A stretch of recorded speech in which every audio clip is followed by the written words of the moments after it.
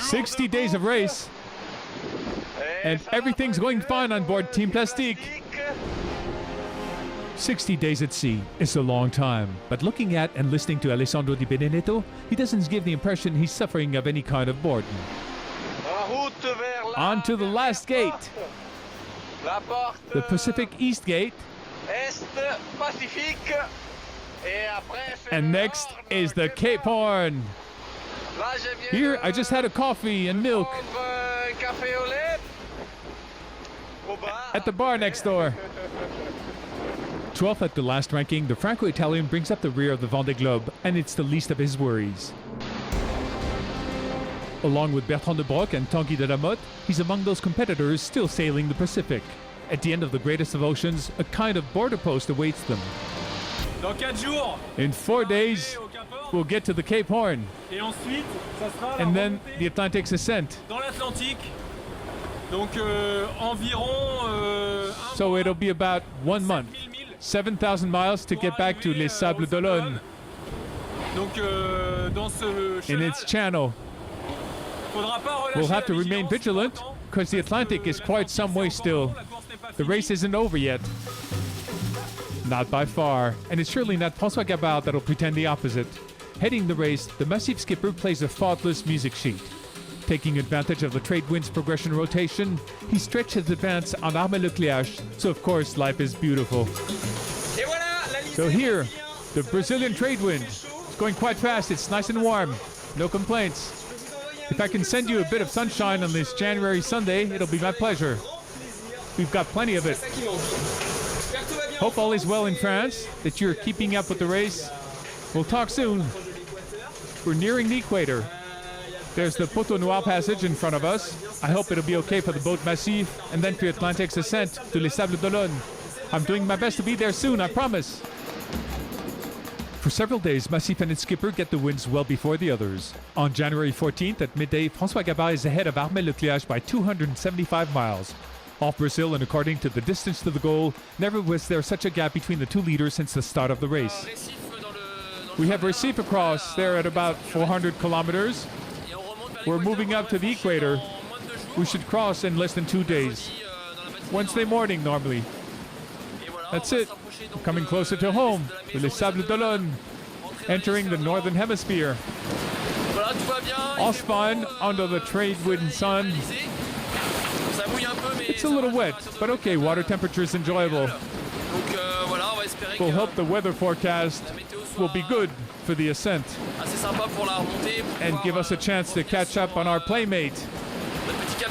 We'll give everything there is, full out, and won't let anything, as usual. We can count on Armel. He won't let go of anything. So is Alex Thompson, to whom Pierre Dick took the 3rd place back at the beginning of the week. Rid of his energy problems, the Hugo Boss skipper can send images and explain future may plead in his favor. Then maybe I'll gain a little bit as Jean-Pierre goes into the doldrums. You know, there's a good possibility with my position at the moment. I'm almost undoubtedly going to cross the doldrums further west than all those 3 boats. And, you know, in theory, more westerly doldrums crossing is more secure and less disruptive. So, you know, maybe there's a chance to make some miles there, but we'll see. If the 4 boats in the lead were able to avoid the Sainte-Hélène anticyclone traps, in the back it's a little more complicated. Sunset under low winds. South Atlantic, it's beautiful. Simply beautiful. It's true. We're not going very fast. But what can I say? There are other pleasures. It's across Uruguay that Jean Le Cam sees Mike Golding coming back up, slightly off eastward. Since his Cape Horn passage, the Brit hasn't ceased making up his delay. Things are good on board. We're currently in 6th place, which is not where I would like to be, but closing in on 5th place, closing in on Jean Le Cam, and quite open about what could happen ahead, because there still could be some attrition in the fleet.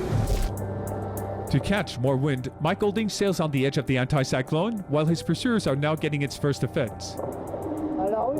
We're looking for Mr. Lost Wind.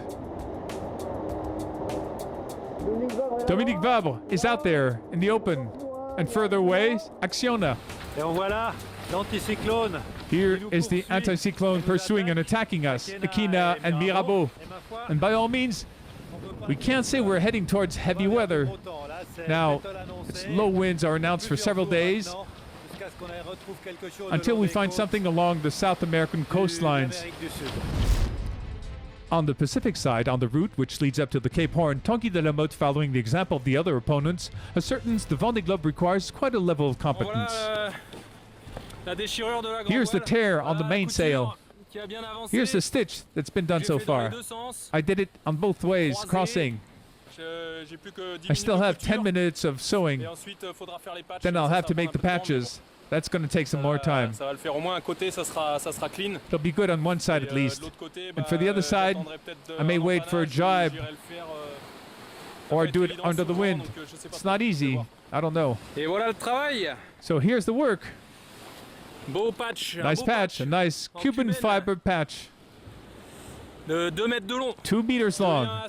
I'm becoming quite an expert in sail repair out at sea. The mainsail for Tanguy, a Jenniker halyard that split for Alessandro. Little Jenniker in the water. I just finished maneuvering to free the hull, under the wind rudder. Here I'm starting to get it back on board to check it's not broken. I lost the halyard, the small Jenniker halyard that broke.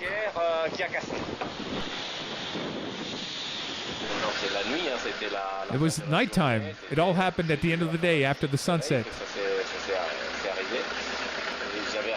I had lowered the mainsail. I had to maneuver to slow down the boat, so I saved the sail. I just don't know in what state it's in.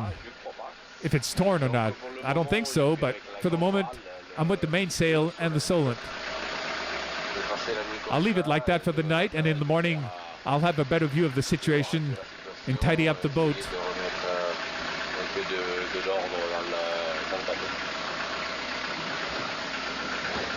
Such things happen. Not any equipment problems, or so it seems for Bertrand de Broc, who crosses the Cape Horn for the second time. It's all fuzzy and real intense. I see the coast on the port side. I took a third reef in the mainsail because there are 45 knot swats.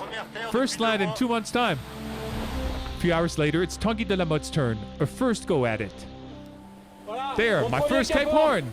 Passing it overnight, the Initiative Curl skipper didn't see the rock, but can surely add a line to his resume. I've become a Cape Horner, yes! Incredible! 66 days after the start from Les Sables d'Olonne, some competitors come to an end with the Pacific Ocean, while others cross the equator again, and are back in the North Atlantic.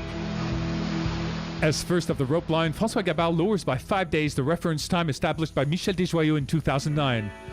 An obvious sign this edition runs at an extremely high rhythm. There are still obstacles to cope with, so as to keep doubts about the end result. Little sunset upon entering the Poteau Noir. The wind has weakened, it comes from behind, but it's normal. The sea is smooth, nice weather, sunset on bare chest. Perfect temperature. I won't complain. It's enjoyable. It may get complicated in the next hours. The Poteau Noir is never an easy thing. We'll see. For the moment, we do our best with what's available. The Poteau Noir, or a skipper's obsessive fear to get nailed in low winds, or on the contrary, get caught up in violent squalls, it depends. Armel le Cleach knows François Gabart is subject to those effects, so if Neptune could give him a hand. We drank to it on the way over, we'll drink to it on the way back. It's important. All right, one for Neptune. One for the boat that brought us here. One for the skipper. It's a bit warm, but it's fine. Within a little over 48 hours, Armel's offerings seem to have been heard. From 275 his delay on François Gabart is down to 60-some miles. At about 12 days from arrival, this magnificent duel's outcome remains uncertain. 2,000 miles to the south, another tilt holds our attention, that of Mike Golding and Jean Le Cams for the 5th place. For several days, the Synertien skipper withholds an option that considerably nears him to the Brazilian coastlines. Bonjour Jean, comment vas-tu? Hello, Jean. How are you? Well, I'm off to Rio. In fact, I hadn't told you, but as the carnival is nearing, I'll stop in Rio. If you want, I keep going straight, and in 5 hours, I'm there. All right. You'll have to tack at some point. All right, bye, Jean. Safe journey. Jean Le Cam on Sinerciel.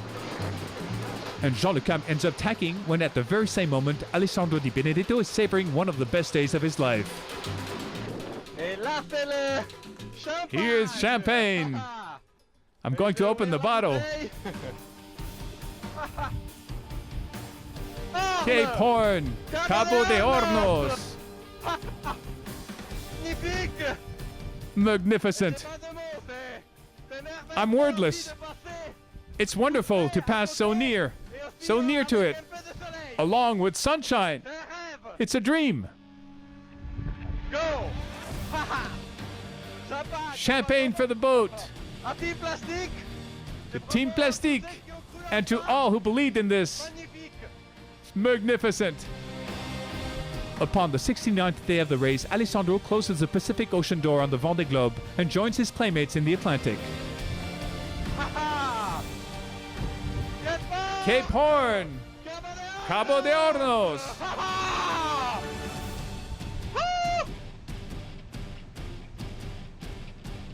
Magnificent rock! Magnificent rock!